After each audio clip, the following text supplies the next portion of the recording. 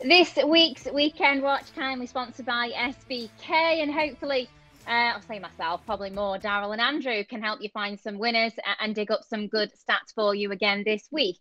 Last week was not a bad week. Andrew gave us the winner of the Irish 2000 Guineas. Max Sweeney, I think, was about 8-1.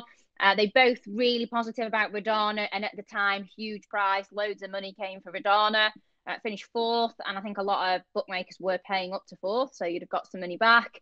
Rajinsky as well was another horse who ran well, finished second. And I might have mentioned Rohan at a big price. That drifted, to be fair. He was only 16. He's drifted out to 33-1 and managed to win. So we didn't have a bad time of things. If you'd have backed all of those, I'm sure you'd have made a small profit. It's not amazing racing this weekend, but obviously winning money and backing winners is all the same. Northern Takeover, well, kind of. At middle, we've got Haydock, Beverley, and then Chester, my kind of local stomping ground where I'm from. We've got a nice forecast as well for the weekend, so I do think we'll see a fair bit of drying ground all over, so that might make a difference to some of your selections and, of course, some of the guys as well. We start with Haydock at the 145. We've got a fairly wide open looking race to start the day. So I thought I'd do my nap in there because I'm just like that, awkward. I'll tell you after, though. I'll let Andrew and Daryl go there first. Andrew, do you want to start us in that 145? Yeah, we're not going to discuss the racing this week, Leona. We're just going to applaud you for 40 minutes and say well done for your nap last week. So, thanks. But yeah, this is a tricky first race to look at. There's a horse I know Daryl liked, and I think he tipped up when this one won last time out. That's Punch Bowl Flyer. This one's had 4 runs on good to soft or soft to going over this 6 furlong trip. Won all 4 of them, so I could see him going well again. But the one I'm going to go for at a bigger price is Royal Context, who, he opened at 25s, 22s, into 18-1 now with the bookmakers' prices I'm looking at. Now, he was last of 6 at Ripon on his reappearance, but that run would have been needed. It was also over 5 furlongs. Coming back to 6, I think, is going to suit. And he's got a really good record second time out. It's 2 from 2. He's had 2 runs at Haydock before, a close second on the seasonal debut and a win. And although he hasn't won over this 6 furlong trip previously, he's only had 2 tries over it. He won at Southwell on the fibre sand, and then he finished down the field at York when he was poorly drawn on ground that was too quick for him. So Michael Dodd's yard is going well at the moment. Stall 1, I'm not 100% sure about, but at the price round about, say, 16, 18-1, I'll take the chance on Royal Context here. Yeah, Royal Context I've got at 18s, but as you say, was a bigger price earlier. So what about Punch Bowl Flyer then, Daryl? Obviously, I know this horse likes the soft ground conditions. Will drying ground be a negative, or will it be okay? No, I think it'll be fine. I don't think it's going to dry out to be too quick. Very straightforward horse, Punch Bowl Flyer. Lots to like, but now up to a mark of 94. I think I can find something that's a little bit better handicapped, hopefully. I did almost come down a Royal Context myself. The stall 1 did put me off. Always thought he was a 6 furlong horse, soft ground. I thought those were the 2 combinations that he was going to need going forward. Very good couple of runs here last season, but again, stall 1 was just slightly off-putting. I do like a hold-up horse at Haydock. I like Musicality. Thought he had shaped like he would improve for the run at Ascot last time. These are his ideal conditions. Again, soft ground, 6 furlongs. He's completely unexposed. Left quite a deep impression last year, but winning Newmarket off a £4 lower mark. He beat a horse there who's now £13 higher, and the third is now £10 higher. Only had 7 runs in his life. He's yet to really deliver on what he promised, but I think Roger Varian could get a good tune out of these sprinters, and I thought Musicality was one to keep on side. Helvetia is a very interesting horse. We should just mention this horse. Ralph Beckett's booked Frankie Dettori for the return run. This horse looks very well handicapped on a couple of bits and pieces of form from last term, but I'm just not entirely convinced that the drop to 6 furlongs is the right way forward. I thought this horse would be going up and trip rather than coming back.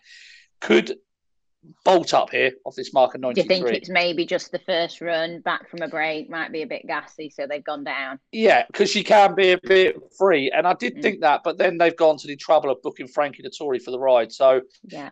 you know, you're at a miss a little bit with it. She's definitely one to not take lightly, Helvetia.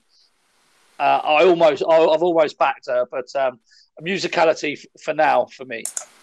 You're happy with stall 4? Is that far enough over for you? Well, I know I said I wasn't worried. I know I said that about Royal Context, but I think Royal Context will want to be prominent, whereas I think Musicality will happily switch to the right and drop in and try and pick his way through. So I just thought the run styles for the draws. Well, the thing we should mention as well is this is the third day of the Haydock meeting, so the ground's going to be churned up by the time we get here. It might pay to be drawn low if all the actions the last 2 days have been down the stand side. So that's another thing to keep an eye on. But Musicality, just for now, I just think there's more to come from this horse. I really do. Left a really good impression last year. So the nap's coming out of stall 14, so I hope the ground is not trashed by then, and it's Bielsa, who I thought was really unlucky last time out at York. There was loads of pace in the race, so I had a battle for that, and then in the closing stages was just squeezed out. Still finished fifth, wasn't beaten very far, been dropped £1 for that, and I thought it was quite a good run. And I think probably more to come off a mark of 95, but I will be cautious of that because I think the ground isn't going to be the best, is it? But what can you do? So Bielsa anyway is for me. That's in that 145. For the 220 at Haydock is a listed stakes, Achilles stakes. John Quinn, we saw him to good effect in that last big meeting at Haydock, didn't we? Had all of his stable stars running well. He's got another one of them in here, the last year's winner, Al Astronaute, who's trying to defend his crown, Daryl. Yeah, really good little race, this. I do think it's asking for a bit of an upset, though. Yeah. And I like Ishvara, a big prize for Robert Cal. This horse has a form line, actually, with Royal Context, so over course and distance. So keep an eye on Royal Context in the first race if that one goes well. She got plenty to find on bits and pieces of the form, but she was better than the bare result in Newmarket last time behind Arecibo, who's just had this new lease of life, that horse. Caught a little bit deep on the course, having to make her challenge down the centre of the track. Not the ideal place to be at Newmarket. She's a course winner, like we say, when she easily beat Royal Context. She did remarkably well in that race to get on top, and she had absolutely tons left in the tank at the finish. She is a little bit in and out. Her profile is sort of run well, run poorly, run well, run poorly. But I think these conditions suit her.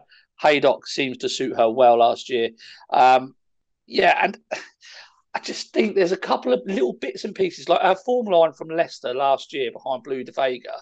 She had Ainsdale well in behind that day. Ainsdale's obviously come out next time and run really well behind El Astronaut and Kings Lynn at Chester last time. And I was just keep going through it and just finding these little bits of form lines that tie her in with the top of the market here. She's a little bit less exposed than some of these as well. And I just think, while they're great horses, El Astronaut, Kings Lynn perhaps not a 5 furlong horse for me, but Tarboosh, etc. I just think that he's asking for a little bit of an upset. And I think if Ishvara can get onto that rail, stand side rail, and use that all the way home, I think she might be tough to beg back because she's a prominent racer. And I just thought 25-1. I don't think she's got as much to find as the figures would suggest she does. And the price. Yeah. Okay, Ishvara then for Daryl. Andrew? Yeah, cracking race this. You got last year's winner, Al Astronaute, and who beat Tarboosh by half a length when the race was run in mid-June. Obviously, we didn't have any racing in May last year. Well, now Astronaut is solid enough, but and Tarboosh, the tricky thing with Tarboosh is a small field merchant. 10 of his 11 turf wins have come in fields of 9 or less. And the exception came at the Curragh when they split into 2 groups and he raced with just a handful of rivals. So I'd really be looking for a couple of non-runners here, ideally for Tarboosh. I know 11 runners isn't a great deal bigger than 9, but you've got to draw the line somewhere. Second run after a wind operation, and he ran a belter first time out behind Jabberwocky at Musselburgh. He was poorly drawn that day. I think installed 2 of 13, finished 6. 3 of the horses in single figures have come out and won since. So plenty of ticks and boxes for Tarboosh, but you could just do with a slightly smaller field. Daryl makes a good case for Ishvara, and she's only had 5 runs on soft or heavy going. Finished first twice, second twice, and then ran too badly to be true at Doncaster on a final start last year when she'd probably had enough after a busy spell. So I can see the case for that one. I'm going to go Tarboosh just in the hope that he gets daylight. He just tends to struggle in big fields. 11's kind of like a little bit higher than ideal, but maybe a non-runner or two could improve things, and he can build on that second in this race last year. Yeah, it's a good race, but it's a hard one. And we've got Mossgill as well. He's single figures. He's got the cheek pieces on for the first time. So see if they make any difference. But Tarboosh for Andrew then, who's currently about 13-2, I think, 15-2, something along those lines. And Daryl's is huge. Ishvara is 25-1. So that's a real good each way price on Ishvara. Their 255 is a good race this for the ladies. Group 3 Pinnacle Stakes. Cabaletta quite a short price favourite in the first time blinkers. Do we think Cabaletta should be quite that short, Andrew? No, I don't. Now, if you look at her form, you see she's got the question. She's got a heavy ground win to her name, but that came on a juvenile debut at Yarmouth, a chalk-based track which drains quickly. And again, horses can often, win on going that ends up not suiting them. Yeah, in their juvenile season. Now, since then, she's had 3 goes on officially soft or heavy going. She was 4th of 5, beaten 12.5 lengths. After which her trainers said she didn't handle the going. That was over this course and distance last year in the Lancashire Oaks. And then next time it was 2nd of 4, beaten 15 lengths. And then on a penultimate start at Ascot, she was 10th, beaten 41 lengths, albeit when a 66-1 shot. So ideally she needs it quicker. They're going up in trip, which should suit, but then she's got the blinkers on for the first time. So there's a lot of sort of question marks over her, particularly at this sort of price, around about 6-4. Laloon's another one with a going question mark against her name. Oriental Mystique, who was due to run in the Brigadier Gerard, scratched from that and runs here instead. But you look at her form, she's won just once from 8 starts, and that was in the Kempton Fillies Novice. So she's not exactly straightforward. She usually finds at least one to beat her. So I was just going to take a chance on Jed O'Keefe's runner, Salsada, who looks the pace angle in the race, likes the ground, and might be able to make all the running here. But it's a funny old race, this one. But my advice was to take on those at the head of the betting. Yeah, Salsada, the only one who's managed to win at Haydock in the past as well. So a bit of course form, a positive for Salsada, who I think is about 7-1 at the moment, something like that. Daryl? Yeah, me and Andrew got to stop spending so much time together, I think. Literally exactly the way you just went through the top of the market was exactly you didn't say that last night, Daryl. Exactly what you said about the top of the market, Andrew. So two-faced. I went straight through the race with pretty much exactly the same comments as you. Worried about the ground for the top 3 in the market, and that wasn't the case for Salsada, who was just progressing all last term. Whether or not she's going to need the run first time up is a question mark. So there may not be a bet in there for me. But I do think Salsada may well get the soft time of things on the front end and just be able to dictate the race and probably see it out strongest of all in this sort of ground. So yeah, I was quite baffled actually because Albaflora and Alpinista were both in this race, weren't they, during the week? And I thought it was bloody hard work to try and work out, to be honest, with a pair of them in. Then they've taken them out and put Oriental Mystique in, the horse that doesn't seem to handle soft ground. So maybe Oriental Mystique just needs to, it's going to, I don't know, improve again for another run. Or I'm not sure, but it was a baffling decision, really. I think this is wide open, more open than the market suggests. So take a chance. If Oriental Mystique bolts up, we know why Alpinista didn't go. But but I mean, you can't. I mean, if you're going on the form of a soft ground wins, I mean, you can't back her at 3-1, surely, can you? I mean, and horses that don't win, at least Salsada wins. Well, exactly. At least Salsada knows how to get her head in front, doesn't she? And Jed O'Keefe is very good at placing his horses as well. So it's not to be underestimated. Yeah, we all agree then. None of us really like the favourite, and we all like Salsada. So let's hope it's that straightforward at 2:55 on Saturday. The Jonicorn Group 3, another horse coming back to conditions to suit of John Quinn's as well, and that's Safe Voyage, who won this race in 2019. Love Safe Voyage, cool horse. Daryl, do you want to start there? Yeah, absolutely lovely horse, Safe Voyage is. I really like this horse. He's got everything in his favour today. Heavy ground, back at Haydock. Only found Space Blues a neck too good in his 5 runs here. The problem I've got is I don't think he's as ground dependent as many people think. And therefore, I would be really concerned about the run in the lock-ins last time. He finished 11th 11. He was well beaten. He was first off the bridle.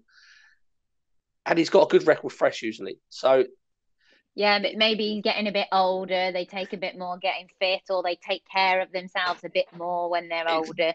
Exactly. Maybe. I mean, coming back here could probably spark him up. I mean, we're saying spark him up. I mean, you go back to the last time he had these conditions, he was beating half a length of the Abbey, like in the Group 1 Abbey. He's a fantastic horse. You could easily forgive the run over in Kingland on firm ground. Perhaps the travel, perhaps that sort of firm ground didn't suit him. But the Newbury run, I'm struggling to forgive. I would have liked to have seen a little bit more from him. It's going to sound mad, but I'm probably going to take him on. Taking on a horse who's got all the conditions in his favour is never normally a sane thing to do. But I am going to take him on. I'm going to take a slight chance on Kinross, a big price. He's dropping back in grade here, back to 7 furlongs on soft ground. Dettori booked on board. I think there's lots of reasons to expect an improved performance from this horse. He hasn't really hit the line for me very strongly until he had a really strongly run race at Kempton on the all-weather when he beat Kuzar in really eye-catching fashion. I just think there's quite a bit of pace on in this race. And I think that could just set it up for a strong finish from Kinross. He shouldn't mind the ground. And he's definitely got a little bit of talent, hasn't he? He definitely has a bit of talent. Whether we've seen it or not, I don't know. But a double-figure price, I just think there's reasons for him to improve. I like With Thanks as well of William Haggs's. Just think that horse might need the run. So Kinross, each way play for me. I like Safe Voyage. I don't blame you. Last time was a mile as well. It was the first run for ages. It was just so bad. I know, he stopped really quickly. Yeah, he did, and I just like if he's going to bounce back to form, Leonna, it's going to be here. You've got all the conditions for him to do that here, so I couldn't put anybody off him. Yeah, but as you say, it's not massive value, is it? So for the slight risk. Okay, Andrew? Safe Voyage, a confident pick for me. Love this horse. It's an absolute superstar. His optimum conditions are 7 furlongs on a turning track. He did win on a round mile at Leopardstown last year, but that was a case of scraping home.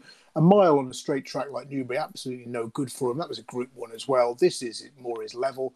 As Daryl said, 5 runs at the track, 4 wins, and a next second to Space Blues and Listed Company. Space Blues went on to winning Group 1 Company shortly afterwards. Everything's right for him on Saturday, and I can't believe he'll be beat here. So Safe Voyage, confident pick, got to be the nap of the week. Yeah, I like him. I knew it. I should have just gone for Safe Voyage. Yeah, well, I was going to say he's like a dog, but not a crap one, a greyhound that corners really well. I like Safe Voyage. Well, the thing in there is you can back Safe Voyage currently at about 3-1 to win, or you can look for each way value, or back them both. Safe Voyage might win, Kinross might finish in the first couple at 14. So it's options. We shouldn't agree on all of them, otherwise we've only got one bet in each race. So, but I'm looking forward to that race, and I love Alastronaute. Anything else for either of you at Haydock? Just our old friend Mo Salita in the 405. She made it 4 from 4 for Adrian Nichols when winning in Handicap Company here last time. First 3 wins for the yard came in Sellers, and I still think she's ahead of the handicapper despite going up for that. So, Mo Salita in the 405. Daryl?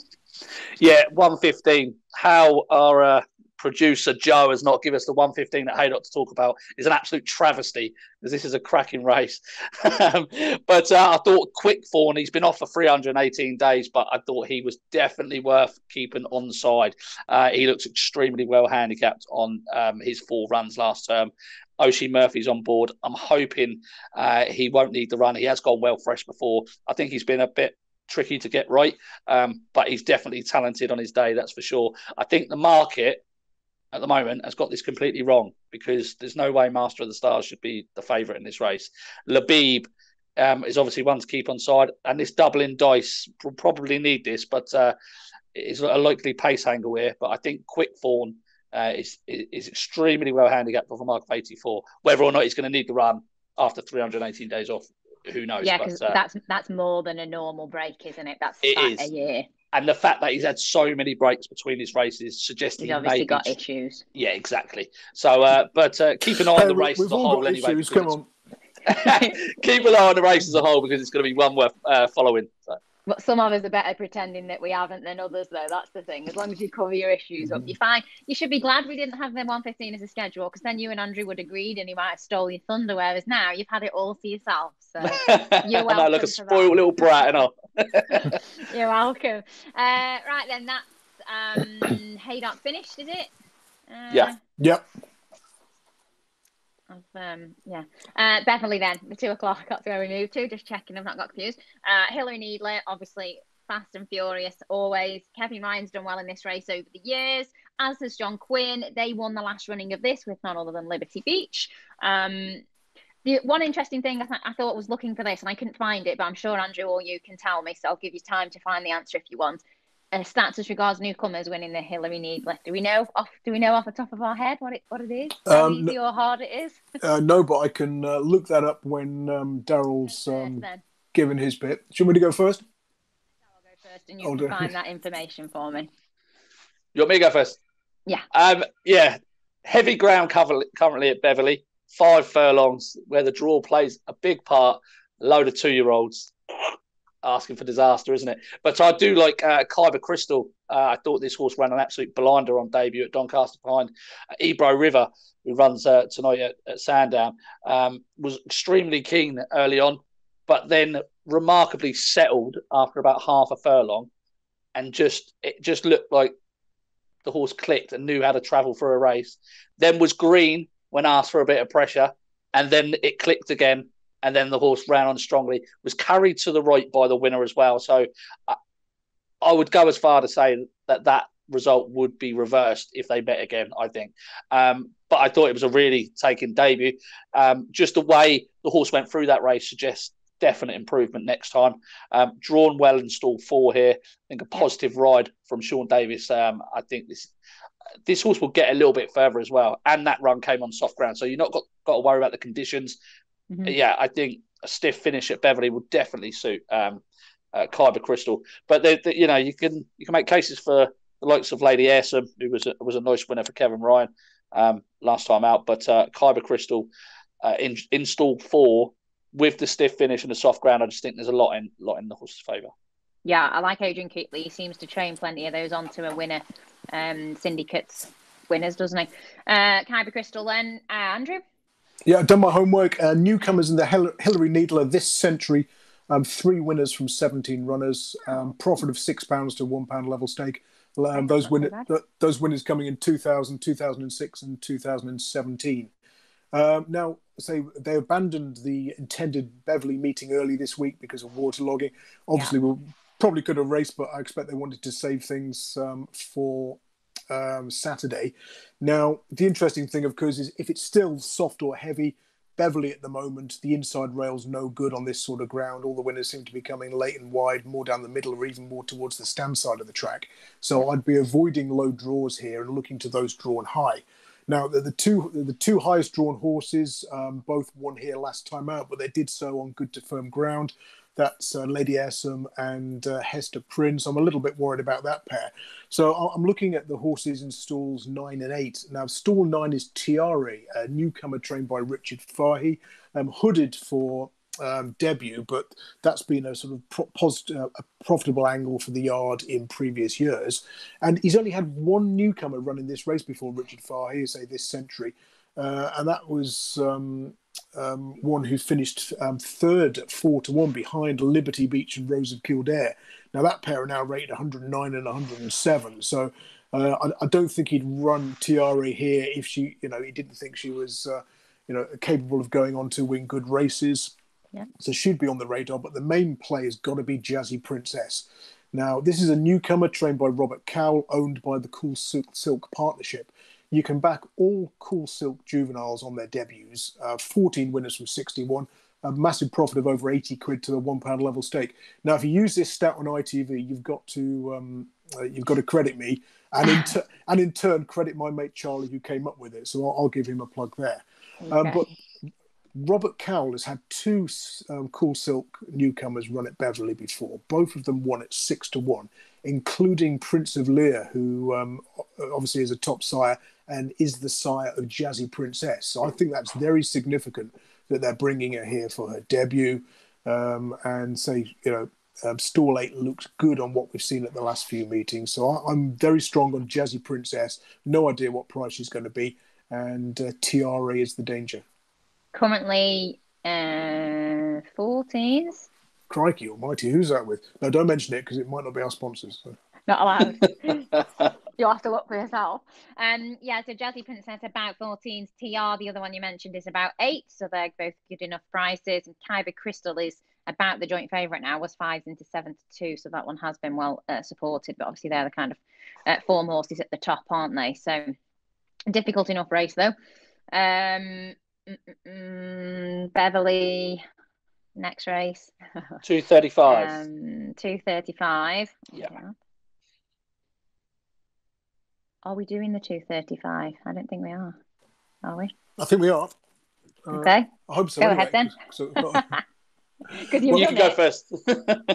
Well, it's pretty much the same as the 2 o'clock. We've got another Cool Silk owned newcomer, juvenile, who's by the sire Prince of Lear, and that is Straits of Moyle.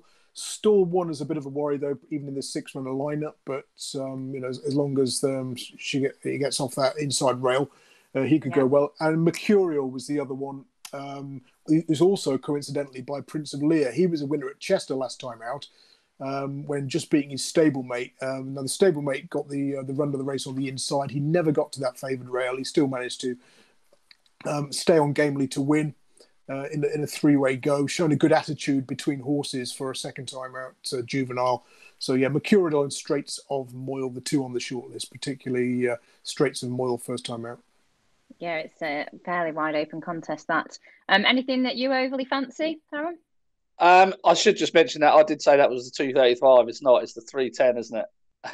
I was. Our next race? No, the one we're talking about now is the 310. I got carried away and was going through the Beverley card, doing all the races. So I do apologise. It's the 2-year-old trophy race, isn't it, up there? It's a good race. So yeah, this is the 310 that we're talking about. Daryl? Yeah, Robjon for me wasn't given the clearest runs at York last time behind the organiser. It's the only one to come from the rear of the field to make any inroads on the winner. Just looked to be tiring towards the end. I think dropping back to 5 furlongs here will definitely handle the ground. It's drawn okay in stall 5. I don't think that's going to be an issue because I do think there will, as the day goes on, start coming a little bit off that rail. I just thought he was a strong stayer at the trip. The form of his Brighton win and the visual impression that he left was that he's got loads more to come. I wasn't overly confident on a lot of these 2-year-old races, to be honest with you, because it's not really my niche. But I did visually like Robjon's performance at both York and Brighton. So I thought he was more than capable of taking a step forward. I did the time figures on a few of these in this race, and basically Mercurial, the gatekeeper, and Robjon are the 3 outsiders, and the 3 they've got at the top of the market. It should basically be completely flipped. So I expect the drift on Ryan's Pie. I expect a drift on Tipperary Sunset, who I thought ran up to a mark of around 63. So I think the 3 biggest price runners in there, which are what are they? I can't say, can I? Well, Tipperary Sunset's out to about 5s already, so that. I think that a drift. The market should correct itself. It wouldn't surprise me if Robjon, the gatekeeper, and Mercurial were the top 3 in the market. So if you want to get in early, then fair play to you. Yeah, Robjon currently about 6s. So's Tipperary Sunset now. Ryan's Party is about the 3-1 favourite. So I'm sure, as Daryl said, those prices may change. That is that 310, then the 2-year-old trophy race at Beverley. It's the good looking one.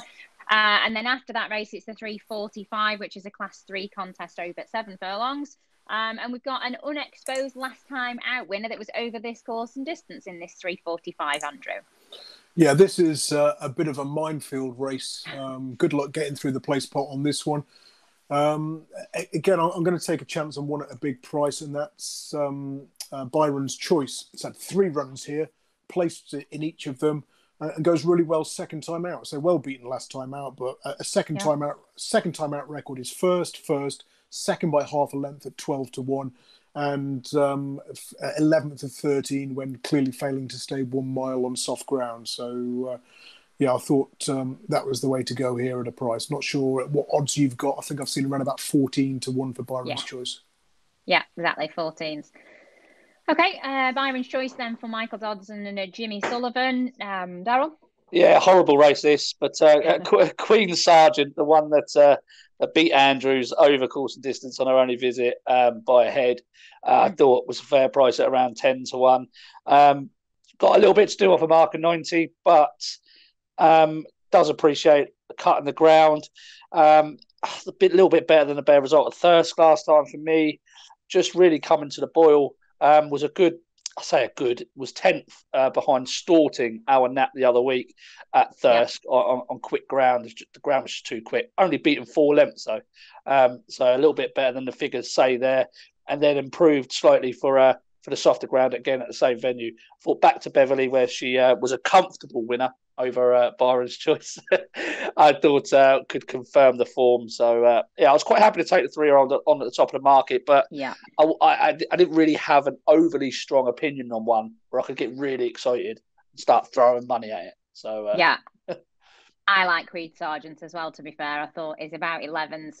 Has been in Class 2 races the last twice, back into Class 3, was a winner last time out in Class 3. So just slightly dropping. Obviously has 10 stone to shoulder, but that's because it's an easier race. So agreed. Queen Sargent at 11-1 for me. And Daryl then, and Byron's choice for Andrew. They're both each way prices, 14s and 11s. So bit of value in it, both of those selections. Anything else at Beverley for either of you? No, not for me.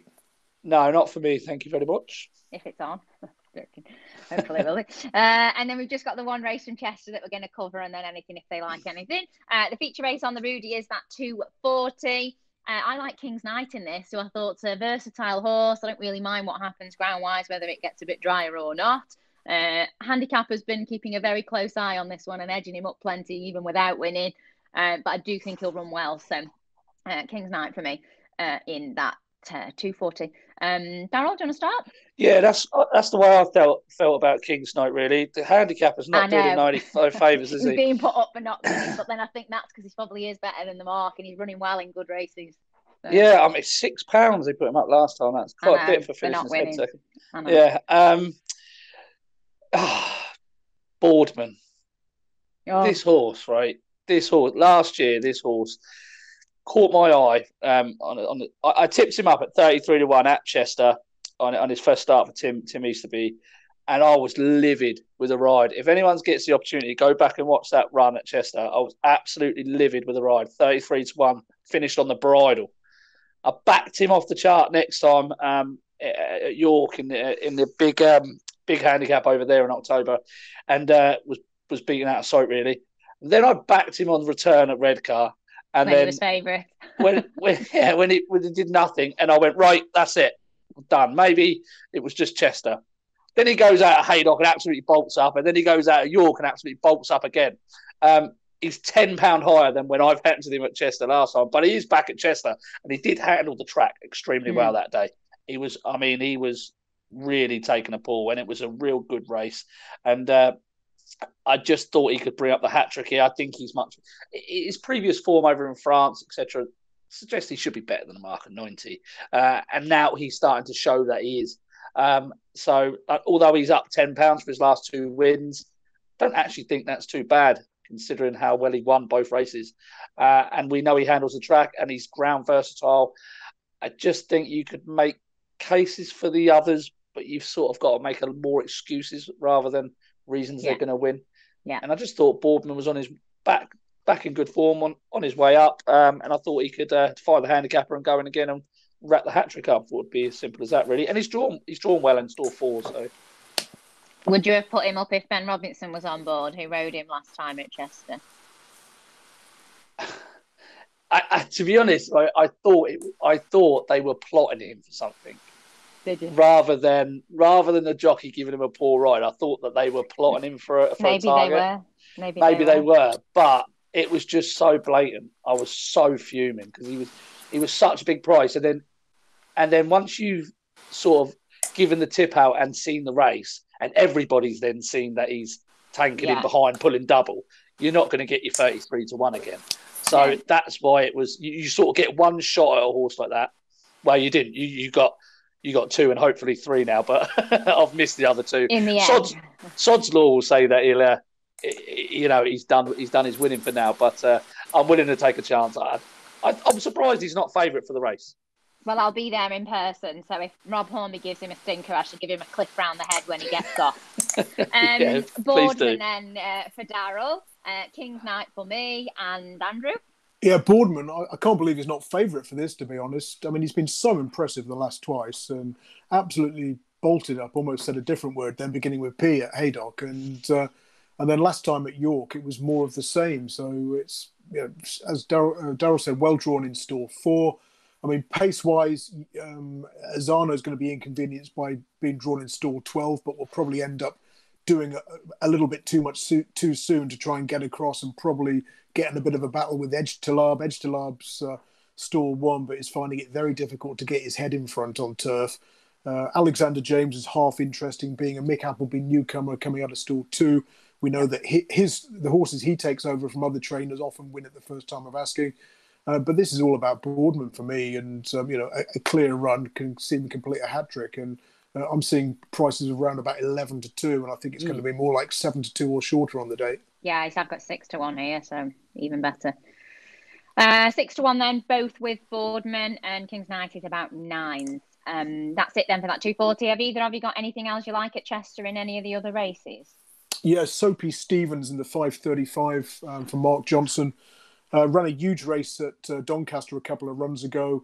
The bias against front runners on the round course there was even stronger than usual, and he's performed absolute miracles to go down by just a head.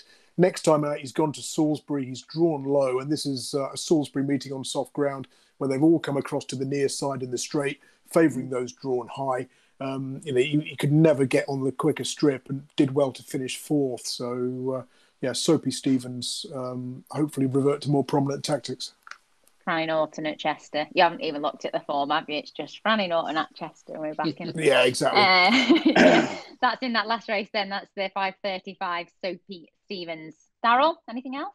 No, I've got a couple over at Salisbury if you're interested. Yeah, anything anywhere else. And the 8:15 Cadeau takes a big drop in class after finishing 3 lengths behind Global Storm at Newmarket in the Class 2 0 to 105, down into a Class 4 0 to 80 off a £1 lower mark. He was only beating 3 lengths there, but he stuck on really strongly at the finish after just getting outpaced slightly. The cheek pieces remain on. I think he's got a fantastic chance. If you go and look at his novice form from last term, he's surely well handicapped off a mark of 77. He's been running in Class 3 and Class 2 handicaps, and now a big drop in grade. I think he's got a massive chance. And then in the 6... 15 or 45? 45. Biggles, sorry, I've just lost it. Biggles. Yeah.